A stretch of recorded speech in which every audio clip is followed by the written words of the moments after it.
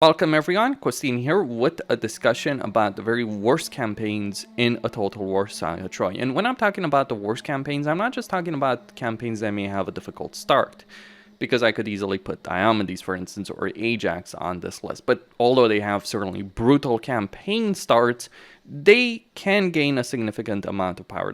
There are certainly issues in Ajax's campaign. Diomedes, though, has a lot of power. But when I'm thinking about the worst campaigns, I'm thinking about campaigns that can be pretty terrible overall. Not just the early game, but the mid game and the late game as well. Especially in the late game, because it doesn't matter if you're steamrolling the early game if you can't easily win a campaign. And at number 3 on this list, we have Penthesilea of the Amazons. Hippolyta is a pretty powerful Legendary Lord / epic hero. Penthesilea is prototype Scarbrand, but she is far worse than Scarbrand. Now, I'm not the biggest fan of Scarbrand in Warhammer 3, but suffice it to say, Penthesilea has some of the worst aspects of Scarbrand and none of the benefits, really. Scarbrand can make a really powerful army, even if it's just one. Penthesilea is kind of going to struggle to do so. She actually has a bloodletting style mechanic. Yeah, gee, I wonder where Creative Assembly took a lot of the ideas from Warhammer 3. Just a hint, a lot of them were developed for Total War Saga Troy. Like, you have Rhesus, who is the DLC lord who has a blood host type of mechanic. Though the way he summons those is different, but he does summon them. Now, what are the problems in Penthesilea's campaign? Well, she is a horde army. The problem with that is the way they've decided to handle horde armies in Troy. Every horde army can't be reinforced and can't reinforce. So every battle you're fighting on the campaign is just going to be the army you have against whatever opponent you're dealing with. This is pretty awful to tackle, because it means, like, let's say there's a full army in a settlement, for instance, along with the garrison. Well, guess what? You can't bring reinforcements. You're just going to be on your own to deal with whatever opponent is there. And this also means you're going to be fighting a lot more battles manually than you would in any other campaign. Now, this is an issue that Memnon has, and to an extent Rhesus has, because Rhesus does summon similar armies to this. They're not horde armies, but they have the similar restriction. They can't reinforce or be reinforced, though he does also have regular armies. He's a bit weird like that. Doesn't quite work out very well. You know, just to mention, you know how in Warhammer 3 a lot of people complain about, like, DLC buying power? Yeah, the DLC Legendary Lords in Troy are actually not really that great in a lot of ways. I mean, you can make it work with Ajax and Diomedes, but Memnon, Rhesus, Ajax, Diomedes, they all have issues. Penthesilea has issues. Like, the only one that's actually good is Hippolyta, funnily enough. But anyway, you do have that severe restriction.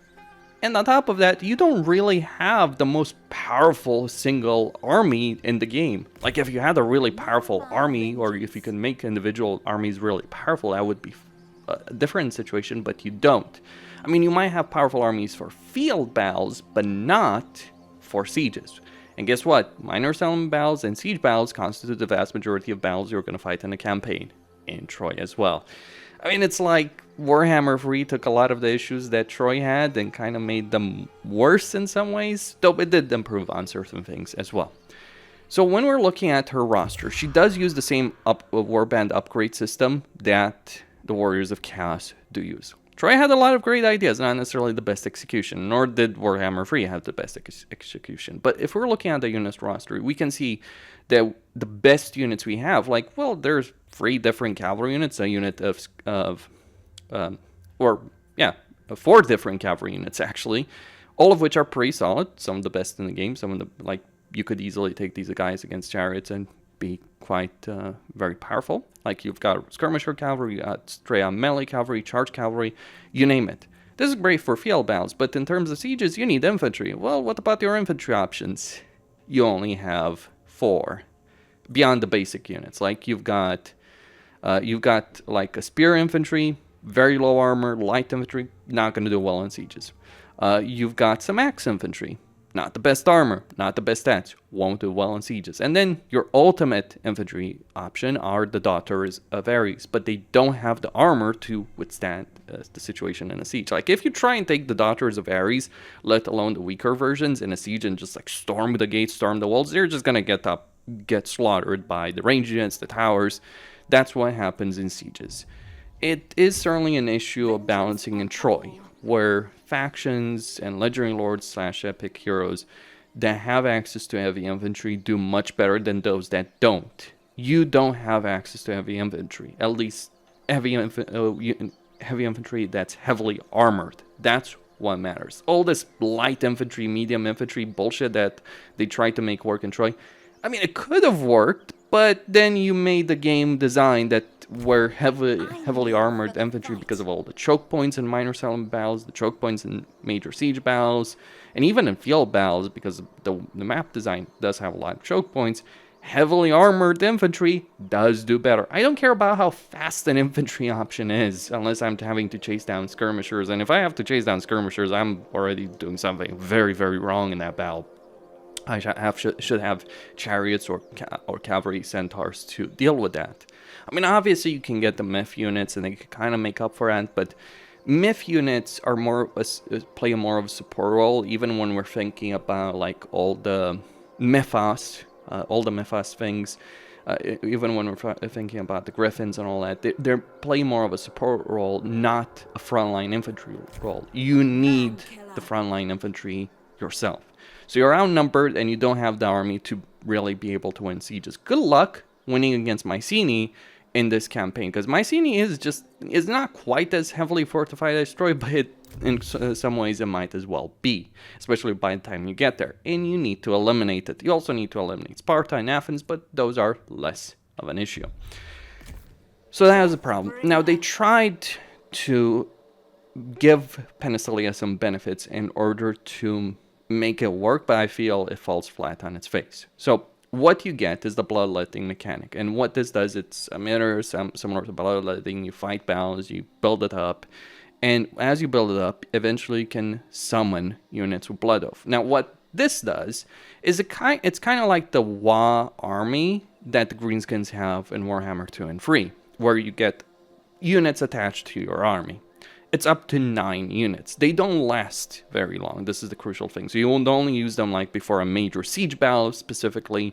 But the problem is the units you're summoning, while they can certainly be pretty strong in field battles, they're not going to do very well in sieges, because the units you're summoning are through the blood oath mechanic. And you start with the ability of getting, or you rather have to unlock the ability of getting the Bloodsword Warband. That will cost a decent amount. So, and then you will upgrade these. So basically what you're getting are the units over here in this line. So you start with the Warband, then you get to the Labrys infantry, and then you go into the Daughters of Ares. They're the exact same units. So even though you might go in a battle with 29 units, you might have to face 40 units. You're still outnumbered. It doesn't compare to bringing another full stack of troops into a battle in a siege. Like, Creative's Assembly's limitation on reinforcements for horde armies, I don't understand it. It's a lot like Troy wasn't designed around the idea of each faction not having multiple large armies. In fact, it was very much designed around the idea of every faction, every legendary lord, every epic hero, so to speak, having 2-3 armies easily. So the limitation, I guess, was so you wouldn't just overwhelm your enemies with units, but it flat doesn't work the way it currently is. And her war spoils mechanic, her blood oath mechanic just isn't good enough to make up for that. There is something that can help you. There is a particular structure in every horde army that can help you, that if you get it to tier 5, which will take a significant amount of time, you can get up to 24 armor to all units. So that can kind of make up for it, but even then, you're looking at devoting a lot of time and energy to get there, and even then you're going to have 59 armor, which doesn't compare to the heavy infantry that other factions, especially Agamemnon, I mention him for a reason, especially Agamemnon can get when he's obviously controlled by the AI. And the units that he certainly will have as part of the garrison of Mycenae, which you need to defeat in order to win this campaign. So don't play Penthesilea. Like, if you want to play the Amazons, play Hippolyta. She's much better in every way that matters. She also has an easier time ranking up units, because yeah, one of the limitations in an Amazon campaign is like you have to rank up units like the Warriors of Chaos. Hippolyta can just bypass that system with the relics she collects in her campaign. And she can straight up rank up heroes or lords in a campaign with her campaign mechanics. She is much better to play than Penthesilea. And number 2, we have Agamemnon of the Achaeans. Now, Agamemnon on the surface level seems to be a fairly strong epic hero to play, or legendary lord to play in the game. He can get access to some pretty powerful units early on, because he does start with the tier 3 barracks, and you just need to get a bit of bronze and some gold, and then you can start recruiting shielded spearmen and shielded clubmen, which are pretty solid early game units.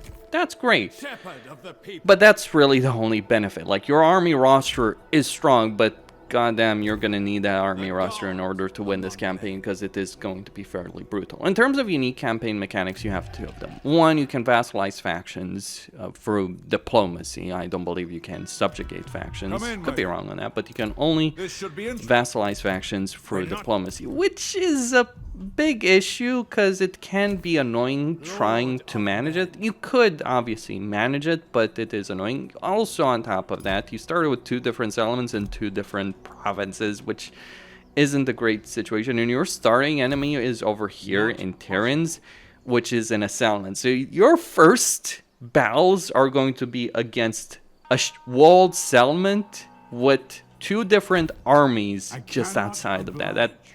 That's a really fun experience to have to engage in from the very start of your campaign. Now, you can vassalize and you can get a lot of resources from your vassals, though keep in mind that it is going to affect your diplomatic standing with them. So if I ask Troyzen for these resources, if I demand tribute, then my diplomatic relations with them are going to start going down. But obviously you can gain quite a few resources, and it can help you out in a significant way in your campaign, in quite a very, very significant way over here. So he can steamroll if you're to play him correctly, but there is a big but. His King of Men, like, yeah, he gets some offices that will help him out, will help out the various lords of his army. There are major issues. You're gonna need every single advantage you can get your hands on if you're going to play Agamemnon. What's the problem? Why is he on this list if he has so much potential? Well, he's the primary target of all the Trojan factions. Every Trojan faction will invade your territory to wipe you out. So it doesn't matter how strong your mechanics are. When you're dealing with Hector, Paris, Dardania, and yes, Hippolyta, maybe even Sarpedon, and minor factions as well, beyond all the minor factions that surround you that you might want to deal with, it doesn't matter how good your starting position is or how good your mechanics could theoretically be, because you're just going to be ganked up by dozens and dozens and dozens of troops. That is what you're going to have to look forward to if you're playing this campaign. And all those great units that Agamemnon can recruit from very early on, the problem is those units do require you to get a lot of bronze. You do start with the ability of getting bronze, that's great, but you are going to have severe limitations in this campaign on an economic level.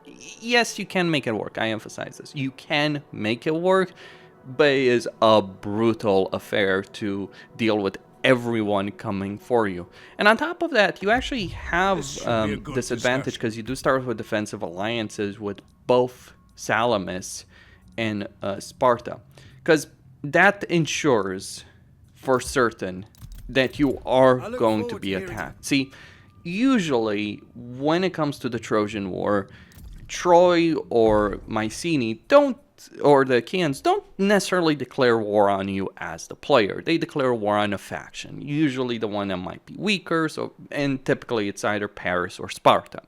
But if you're playing Sparta, it's not really too big of an issue because you're far away from everyone else, and you do have alliances with Mycenae. So Agamemnon is gonna be the one holding the line. But when you're playing Agamemnon and you're having to deal with all of that, that is a problem. And having those defensive alliances means you can't get a lot of those resources through just securing a defensive alliance early on. So you're actually at something of a deficit potentially in terms of your early game economy. And you have to deal with everyone just trying to gank up on you. You can manage it, but damn, it is a brutal situation. My strong recommendation, Get this tier 3 barracks, because Mycenae does start as a tier 3 settlement. Get this tier 3 barracks, like let's say, you know, you trade you trade some of those resources. You trade some of the resources that you do have to Argos. And you get that barracks up as quickly as possible, and then you recruit the units that you need as quickly as possible. Destroy this army, just auto-resolve it, it's not really too much of an issue, and then get the units that you're going to need to take out Terrans. And recruit them as quickly as possible, and then deal with Corinth. What's kind of crap is that Mycenae starts in the same province as Corinth, so you're gonna have to deal with that on your own. Don't expect Diomedes to achieve anything, because if you're hoping Diomedes will ensure success for you on the battlefield, be prepared to be disappointed. And finally, and number 1, it is Paris of Troy. Well, I guess the biggest douchebag in the entirety of the Trojan saga does deserve this number 1 list, just because of the things he did in the mythology. But to be quite blunt, Paris is pretty terrible.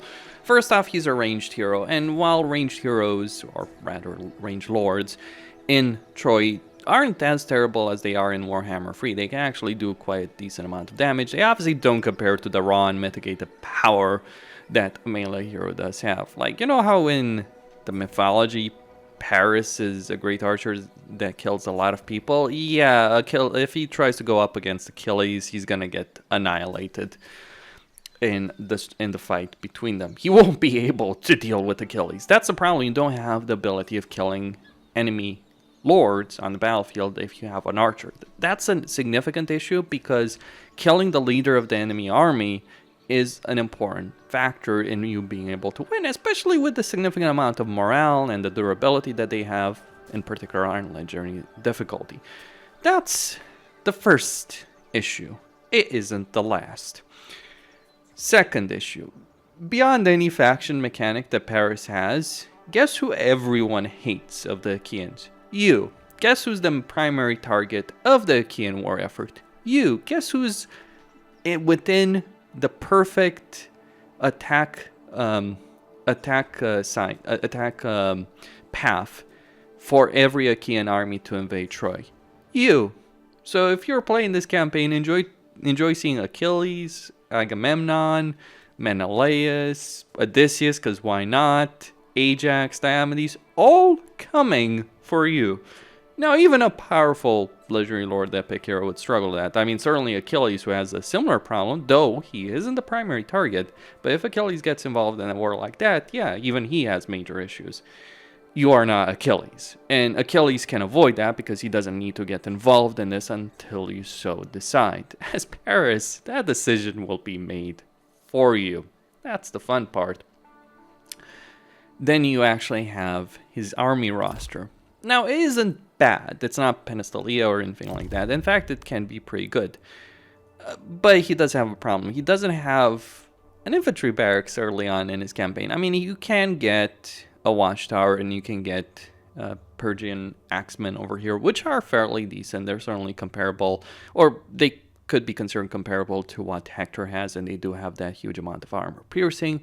And later on, you do obviously have the things like Champions of Troy, and you do get the barracks later on with the renowned axemen and heavy Trojan spearmen. So you do have a solid infantry line. You won't have a struggle like Penthesilea, but obviously his focus is on the ranged units.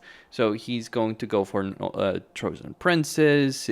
He's going to go for Trojan noble chariots. He does have a good amount of range power, but range power doesn't win those choke point battles, because yeah, all the ranged units that you have, they won't do very well against the heavily armored units that you might be dealing with in a campaign. That's one of the issues with the army roster. Don't get me wrong, the power is there, but you might have to work harder to have to unlock it. And you certainly are going to have to work harder to unlock it.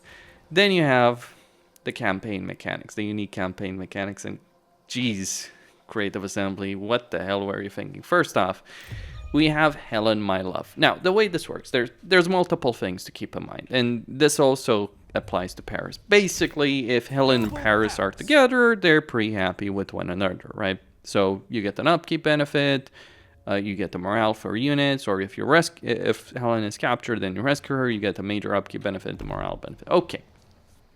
And then Helen herself, she gives you happiness and growth, and you can also hold a feast where she can give you other benefits, influence to adjacent provinces, a lot of growth. So you have, in theory, a significant benefit. The problem is you need to constantly maintain contact between Helen and Paris.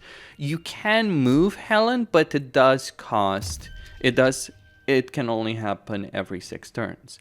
Suffice it to say, when we're looking at these two, the negative effect starts kicking in at 4 turns once they get separated. So you might first spot the problem over there. So there is power, but you're basically gonna have to keep Helen on the front line, and you can actually lose her. But you want to do so because if they're not together, then Helen goes. Helen becomes gloomy and lonely, and that affects your happiness by a fairly significant amount in the province she's in. But that might not necessarily be an issue, but obviously you're losing the benefits. Like if you put her in a province where you have a high degree of happiness because of other things, it isn't necessarily too big of a problem. Though Paris himself also gets negative effects, so that's going to start screwing you over in battles.